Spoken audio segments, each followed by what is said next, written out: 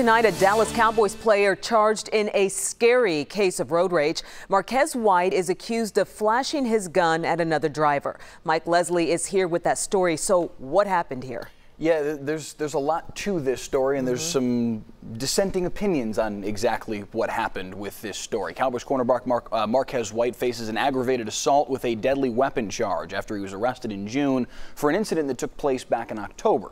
No one denies the incident took place, but again, there are some disagreements on a couple key facts of this case. White was driving on 121 and got into an incident with another driver. White says that other driver yelled at him and cussed at him and used the N-word.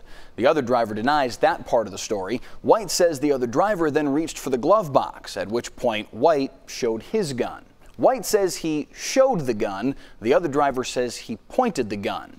The other driver then followed White to his house and called police.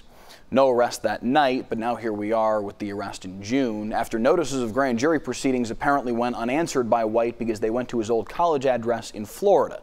And now his legal team is trying for a dismissal of the case. Izzy?